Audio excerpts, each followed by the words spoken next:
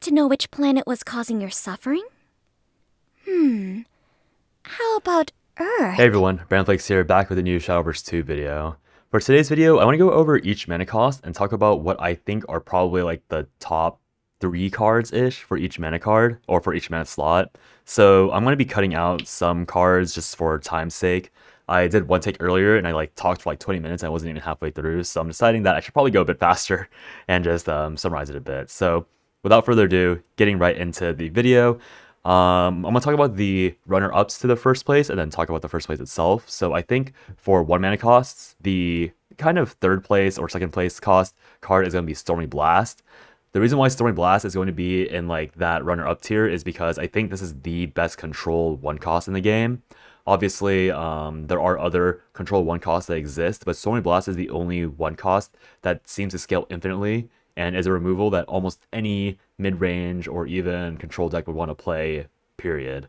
Obviously, it starts at 2 damage, which is shared by a lot of cards, stuff like Ambush from Above, stuff like Strike of the Dragon Newt. These all deal 2 damage and can scale higher. Something like Iraqing Arrow can technically scale infinitely with higher combo. But you have to remember that with Stormy Blast, it tends to get passively stronger as the game goes on, and you don't have to make sacrifices to trigger it. So obviously Strike of the Dragon Newt is probably the closest thing to Stormy Blast, but the issue is that Strike of the Dragon Newt is capped at 4 damage once you hit 7 mana, while Stormy Blast only requires 2 spell boosts to do that much damage and can go even higher and even higher. So I think if any class had something of a similar condition to Stormy Blast, but had the Stormy Blast effect of scaling infinitely, they would always play it if they could. The other run-up I have for 1-drops is going to be Puppet Cat. The reason why I think Puppet Cat is the runner-up and not the best 1-mana card is probably mainly because of versatility issues. I think the card is very versatile, but maybe as Puppet players learn the deck a bit more, we can find out how we can use it in other ways. But basically, the main reason why it feels very not versatile is because the peak for it, of it adding at least 12 damage, or making your Orcus burst 12 damage at the end of the game, that peak makes it really hard to justify playing it on curve. So for example, you know how most 1-drops, with Goblin stuff, you would play that on curve just to have pressure? Maybe that is true for Portal, you could do it as well, but I think just because the peak, again, is so powerful, Portals aren't willing to experiment, and we don't know if Puppet Cat has that flexibility of being played on curve and not punishing that hard. Because obviously with Puppet Cat, the Puppet Cat would have to deal 4 damage being played on curve to justify missing out on it later on. So we'll have to see as the game goes on if Puppet Cat scales better as people are more comfortable with using it early, or if it just stays as this combo card that extends your Orcus reach as the Portal player. Now I think the best 1-drop in the game is going to be Flash Step Quickblader. Now, I think you could honestly argue between Stormy Blast and Flash Up Quickblader being interchangeable for the best card in the game, because again, Stormy Blast is the best control and value 1-drop in the game, whereas Flash Up Quickblader is just probably the best quote-unquote pressure and tempo drop in the game. I think any deck that would label itself as mid-range tempo or value, or not value but aggro, all of those decks would play Flash Up Quickblader. And because there are a lot of really good control cards later on, I think Stormy Blast falls in value slightly, because you do have so many high value removal cards like Cup for Haven, or I guess Dragon doesn't have that many, so Dragon would love it. And Rune obviously has a lot of AoE from spell boost existing already. So there are a lot of scenarios where Stormy Blast would just be oh, I already have too much control in my deck, so I don't need to play it. Whereas for every aggro deck, you would just slap in Flash Up Quickblader because you would love to have that extra damage, extra chip. Because we've all been in those scenarios where we're 1 or 2 damage off lethal, and having a 1-mana 1/1 Storm at the very beginning of the game probably would have won you the game at that point. So going on to 2-drops, the honorable mentions for 2-drops are going to be, first of all, Benison. Benison is, again, just probably the best control 2-drop in the game because it heals half your HP. And because of how Cresthaven has been developed and how it works, you only have the negative effect maybe half of the time you cast it. And you can cast multiple, which even further reduces the negative effect. So obviously, having comparable mechanic to every other craft is a little difficult to think of. So I don't know how good it would be. And then, again, for example, with Rune and Dragon, I don't know what the crest effect would be, because we would have to find a way to make it as, I guess, punishing as it is for Haven if they don't have the mitigation material. But because Cresthaven can go to 5 crests before playing Venison, because Cresthaven has so much healing and they have Morwyn's spell to delay the pop on itself, and also the fact that Cresthaven technically gains damage from adding this crest because of how Morwyn's spell works, this card is not nearly as bad as it was last set because it's no longer just a neutral HP heal. It's now just like a flat out like always positive effect you can have unless you're experiencing a major down roll or major low roll, which is very rare for Cresthaven. So having that again being applied to other crafts is really hard, but I think most crafts would love a 2 mana heal half your HP, and half the time that's it. Like there's no other downside to it. The other 2-drop I want to talk about that I think is like kind of second place is Luminous Lance Trooper. Luminous Lance Trooper obviously is a card that goes very wide very quickly, and obviously played on tempo. Like seeing a coin Luminous Lance Trooper into Luminous Lance Trooper can be very tilting for anyone on the other side. The reason why it's only second place is because the bodies are technically kind of fair. It's at most a 2-mana 2/3. With Zirconia, it obviously changes a little bit, and having Luminous Lance Trooper spam against you early game is usually how Zirconia ends up with minions on the board that they buff. But I think that's more of a Zirconia issue and less of a Luminous Lance Trooper thing. And going wide is much less useful later on into game. And the top 2-drop, in my opinion, has the same effect as Luminous Lance Trooper of like coin into this card, like makes it super obscene, but it has better late game usages because of the way it interacts with the craft, and that's gonna be Lovestruck Puppeteer. I think we've all played against coin Lovestruck Puppeteer into Lovestruck Puppeteer and taken like 4 to 6 damage for free because we have no evos for a while, and the double Lovestruck Puppeteer has just denied our 2-drop essentially for fun. God forbid they play the 2/1 that gives them a Enhanced Weapon on turn 3 to further deny your board, and you take like 8 damage without much counterplay because they have puppets that rush and you can't do anything. So I think there's not much reason, or there's not much there's not much counter argument to Lovestruck Puppeteer being the best 2-drop, but I think it's important to remember that just because you get hit with like this perfect curve of 1s and 2-drops doesn't mean you're outright losing the game, because the game is balanced around these 4-drops and 5-drops stabilizing you instantly, which is an interesting way to balance, in my opinion. Now for 3-drops, I think honorable mention, I think Dragon Sign, while it is very powerful and I think most decks would love to play it, I think it's hard to say if actually most decks would play it just because it is card negative for the most part, and because you don't have Leo Fang, because you don't have Fenny and a lot of other crafts, I don't know if Dragon Sign would want to be played in like stuff like aggro, for example, stuff like tempo, because it is quite expensive for the effect, and obviously it's meant to be like that. And again, Dragon is balanced around Dragon Sign being in their deck, so I think it's definitely an honorable mention, but for an actual 3-drop, you can definitely lose games because you play Dragon Sign on 3 instead of playing an actual minion and stemming the board flow. But obviously, if you snowball with Dragon Sign, you're more than happy to play it. The other runner-up I'm going to have is going to be Almataz. Almataz is like a pretty easy runner-up just because he has the capability of being the biggest minion in the game possible on turn 3, and you win the game instantly because he continues to be on board. So 3 mana 6/6, 3 mana 4/4, 3 mana 7/7, like these are all forms you can take, and obviously when you see this played on your side or on the enemy side, you just have to hope that your hand drew well and you have counters to this fat minion that's about to smack you for 30 of HP before you can even react properly sometimes. But for the best 3-drop in the game, I'm gonna have to say Gilnelise, just because Gilnelise herself, just as a neutral legendary, has solo solved the aggro problem for a lot of crafts. She is a very cheap way to heal 5 and deal 7 to the enemy board because she has her Fanfare, which deals 2 usually, and then obviously her Evo on herself. When you Super Evo, she goes to 5 attack, which heals you 5 and also deals 5. And then obviously, when you're both at 10 mana, she gives you a really strong effect. The 5 mana 5 deal 5 to enemy board and enemy is a really strong amount of reach for any deck that wants to play it. So this is a card that kind of warps the metagame. Not that much around herself, but her impact and her existence is definitely felt every time you see her, and she's the reason why you lost the game. 4 mana is where the cards really start skyrocketing in power. I think the runner-ups I want to talk about are going to be Shining Disenchantment.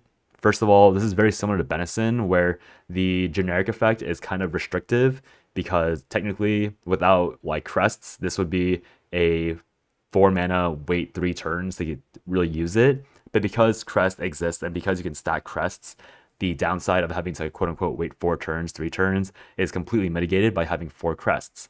So at its peak power level, this is a card that is 4 mana, deal 4, heal 4, which is absolutely crazy.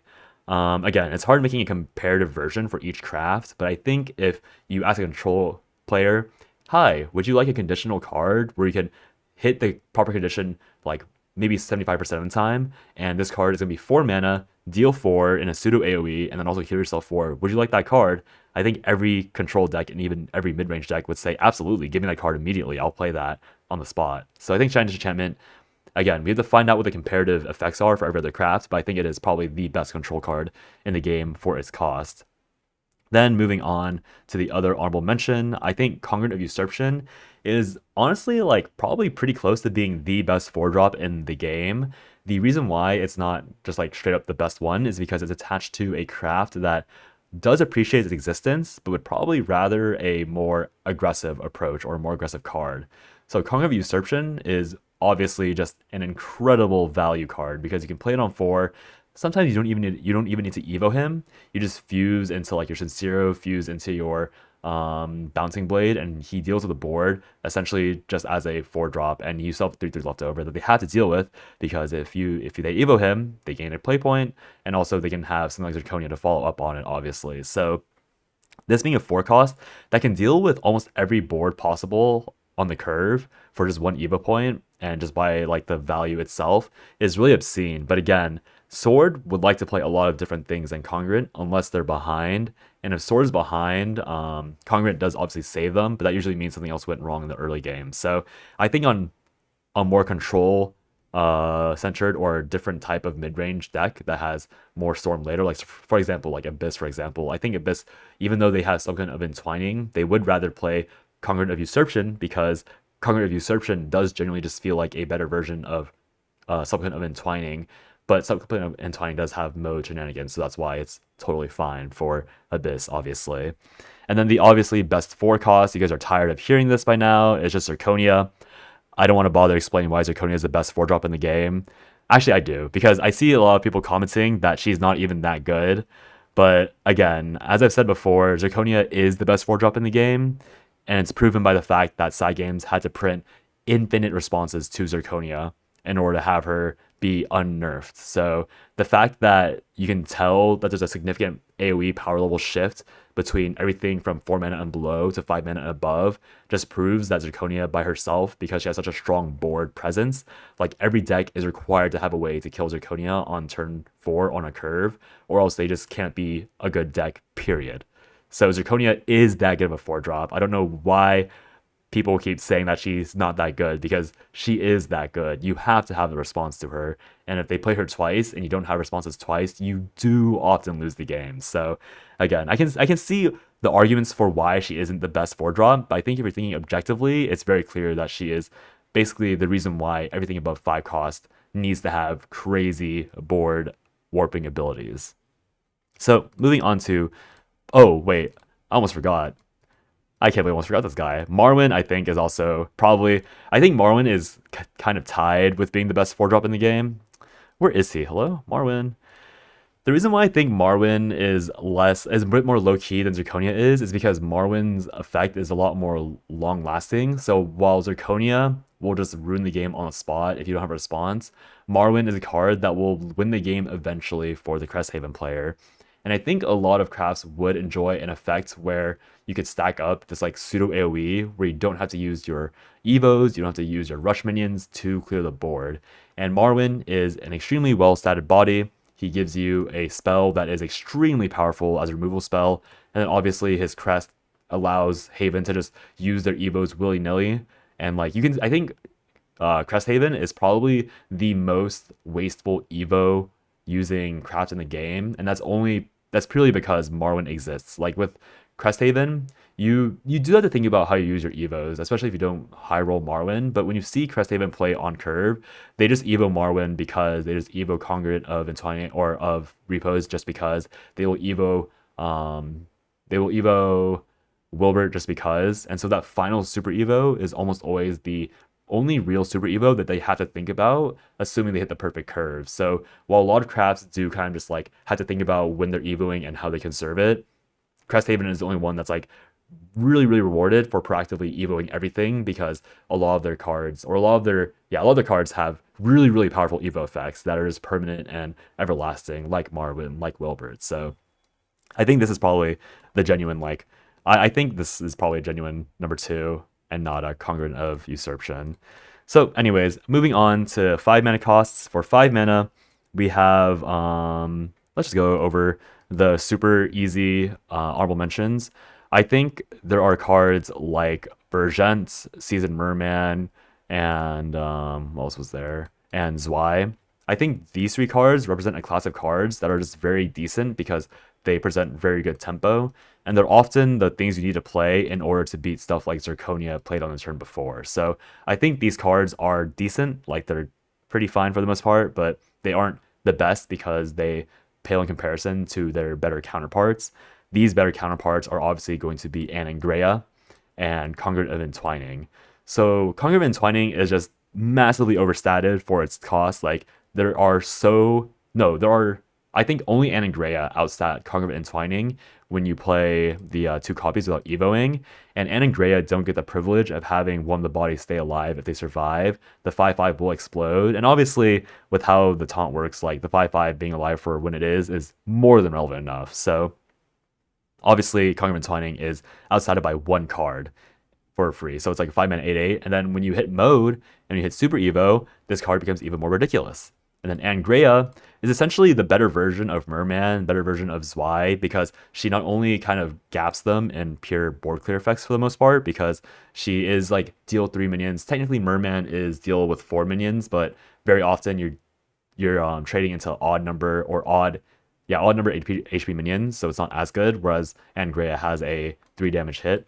But she is dealing with the similar boards as Zwei, as Seasoned Merman, as Burgent, while severely accelerating your win con of spell boost for the deck. So I think any deck, like for example, if Merman, when you evoed him, gave you a ramp, like he'd be so strong, and that's kind of what Angrea is doing for Rune in that same vein.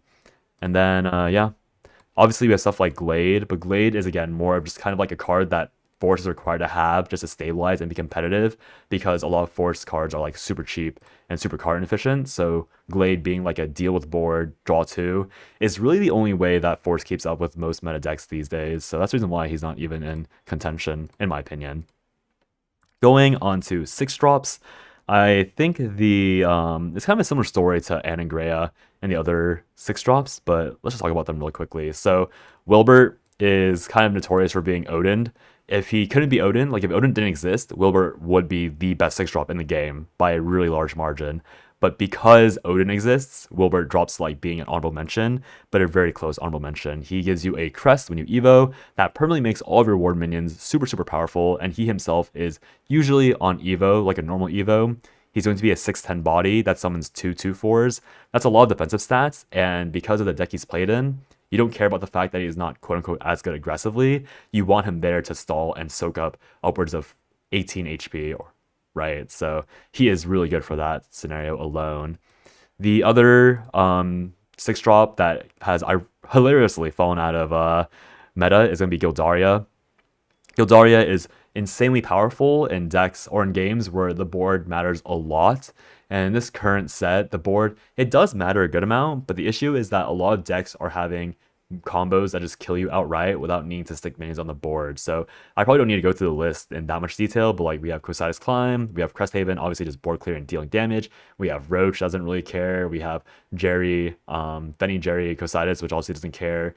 We have like a lot of storm hits. Like we have Orcus, which honestly Puppet does care about Gildaria a good amount because you need to deal with the board, and so Puppet doesn't care about the middle part, but for the most part, like as long as Puppet's alive for turn 8, turn 9 Orcus, like they will just win. So Gildaria has fallen out of favor in that way because having that board presence matters a lot less versus all of these decks that just have really good board clears in general. And because with Sword, if you play this mid-range style, you don't have great like overall reach. Like your only reach is sincerely like Albert into Albert, which isn't that good and can be easily blocked by large wards, which are again very popular in this day and age. The other honorable mention is going to be who else was it? I had one more. Oh, it's gonna be Unholy Vessel. I think, once again, just the very same story for all these other control decks. If a control deck could have access to Unholy Vessel, I think they'd always play it. Obviously, only Haven has it, but if Dragon could have it, and Fenny Dragon, if Rune could have it, I guess Rune does already have it with Williams, so maybe Rune doesn't need Unholy Vessel. But for the most part, these like mass board wipes that deal with really annoying boards would be really nice for crafts that don't have their equivalent version. So obviously, again, Rune has William, but Dragon doesn't have a good equivalent. So something like Dragon playing a more control style would love that. But the best 6-drop in the game, probably not a big surprise, is going to be Norman. Because of how Earthright Rune has been balanced, these Earthright sigils are genuinely not even that much of a cost.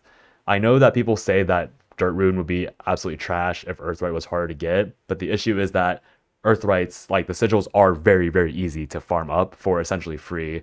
A lot of the 2-drops, a lot of the cards that generate Earthrights that you play in a normal spell boost deck are essentially just getting Earthright while playing things that are already very good by themselves. So for example, obviously, like you have Witch's New Brew, which is a 1-mana draw card that gives you an Earthright. You have stuff like Penelope, Melvi that gives you the the brew. You have stuff like Princess Astrologer. Like these are all cards that are very like they're literally just normal power level, but they give you Earthright. And then obviously as Rune, you have a lot of turns you can just click the Earthright sigils to gain one for free. So Norman, technically, he should be considered a 7 to 8 mana power level card, but because of how easy it is to farm Earthrights, he is genuinely just a 6 mana card. And he's a 6 mana card that heals you 8 HP when you Evo, or generates the most annoying wards in the game to defeat. So I think Norman is just very definitively the best 6-drop because he has a lot of choices. He either draws you 3 cards, which is honestly insane when you think about it, because 1 mana draw 3, like again, this isn't even really a 1 mana draw 3 at this point, right? Because these are like freely generated Earthrights for the most part for spell boost Rune. It's an insane amount of card draw, which is not even picked because Rune already has an insane amount of card draw. You have heal a lot, which obviously warps the game, and you have make a board that is essentially unclearable unless you have specific cards in a combination that are meant to clear these type of boards. So this is probably another meta warping deck for Rune. Going on to 7-drops, I think the best 7-drop in the game is, okay, let's be honest, the best 7-drop in the game is probably Kuon, but I'm actually putting him in the 10 mana slot because that's where he's the most obnoxious. But obviously, at 7 mana, he gives you an insane amount of spell boost. It's very, very rare that Rune can get a fully discounted decline if they haven't played at least one Kuon. So Kuon, even at 7, is super strong, but the reason why I think he's not the best 7-drop is mainly because the minions he summons aren't that great compared to a lot of other minions that are on this mana tier after the last few sets have released. The other good 7-drops, I'm going to say Aether is one of the better 7-drops just because she summons so many minions. Obviously, Wardhaven is quite unpopular, and there are things like, again, there's Cup, there's stuff like Medusa, there are ways to deal with the board. But with the Wilbert buff, she does have a really a really powerful board swing effect, so she's quite strong in that regard.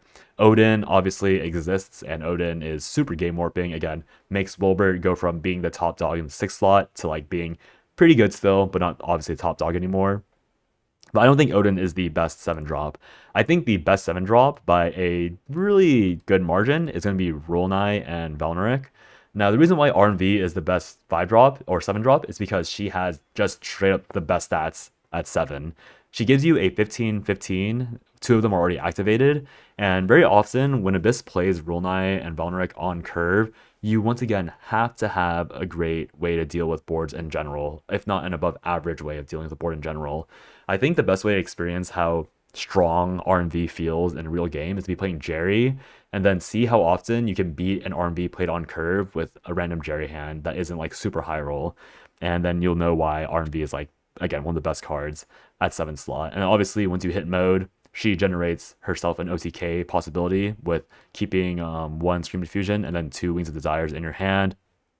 And then, yeah, just like generic value, like she is just by far the best value you can get on 7, besides Medusa when you're clearing stuff like Norman. Obviously, RNV can't clear Norman, which is kind of ironic, all things considered, but she just provides, again, so many stats. She does lack in raw board killer power if there are annoying things like resummon, like Last Word resummons themselves. for example, which is like Undead Soldier and Norman shenanigans, but otherwise, she clears most boards that exist that don't have those shenanigans and provides really insane stats that you have to kill, or else the Abyss player will just play Cerberus and murder you on the spot on the turn after. Speaking of Cerberus, on 8 mana slot, I think the 8 mana slot is tied between Cerberus and Orcus being the best 8 drops. Obviously, with Puppet making a resurgence, we know again that Orcus is probably one of the most obnoxious 8 drops in the game because she deals 8 straight to your face, and then on the next turn she can deal 12 with 1 Puppet Cat. So if Puppet draws Orcus, 1 Orcus, they have a decent chance of winning. And if they have 2 Orcus, they have like a 75% chance of winning. And if they draw 0 Orcus, they have like a 5% chance of winning. Like that's how strong Orcus is for specifically Puppet Craft.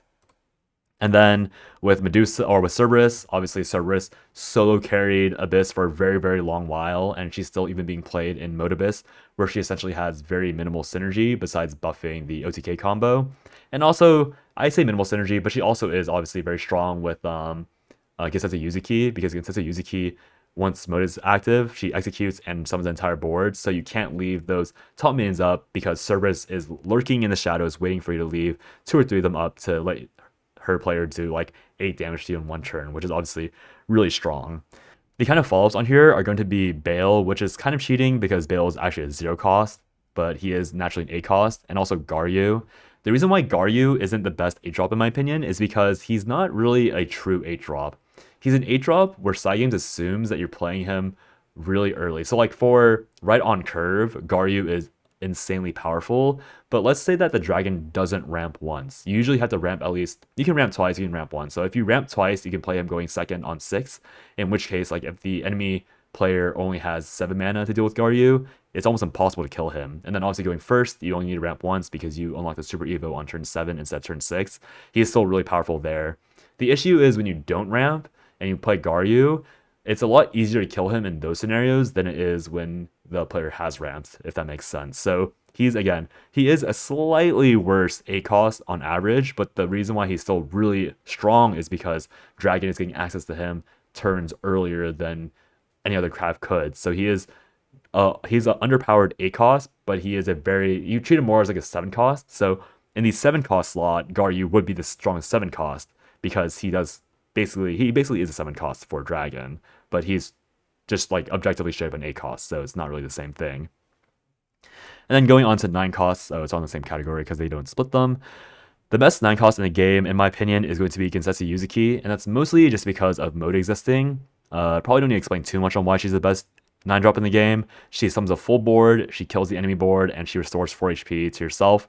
The reason why she isn't like super, super powerful and super, super strong is because by the time you can play her, usually all the one-shot decks have about fully assembled all their one-shot capabilities. So what Gensetsu Yuzuki really does is that she prevents certain types of one-shots, so like Roach struggles to clear her, Storm Dragon struggles to clear her. Stuff like Jerry Dragon can bypass it, stuff like Rune, Kosai's Decline can bypass it, but for certain OTKs, she does block it very, very well. And then even for those OTKs that bypass her, she presents a body that forces them to either have the OTK or kind of die to her plus Cerberus on the next turn. So she's really good for just like being like, okay, win now or lose now, especially if you play her multiple times.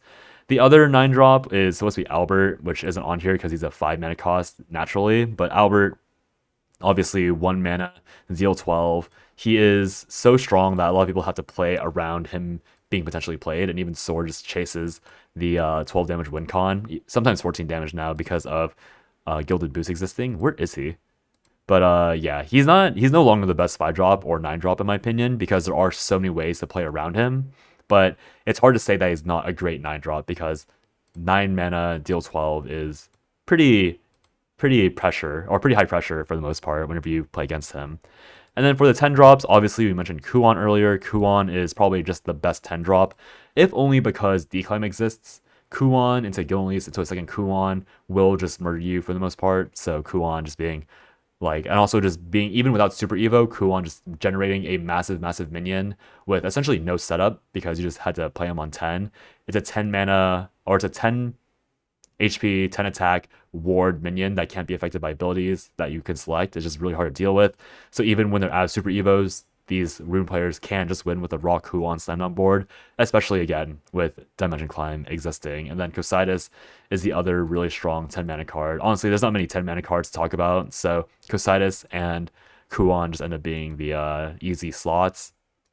Genesis Dragon is like probably the third best 10 drop just out of like lack of choices, so not much to talk about there. And then obviously Declimb is just Declimb is Declimb. Like there's only 118 cost card, but we don't have to talk about that. We all know what Declimb does. So yeah, that's gonna be the video. I hope you guys enjoyed this rundown. I know it ran a little long, but it was probably gonna be like 45 minutes if I didn't cut it shorter. And yeah, hopefully we'll see how these lists kind of adjust themselves going into the future. And I'm really excited to see the next set, just because now that I've researched the game more and now that I know how more cards interact and like what is considered a good card in Shadowverse, I really want to see if I'm better with my predictions going to set 4, just because obviously with set 3, I was totally off with Cresthaven. And hopefully this video helps you guys make those informed predictions as well. So yeah, hope you guys have a good day or night wherever you are, and I'll talk to you guys next time. Bye-bye.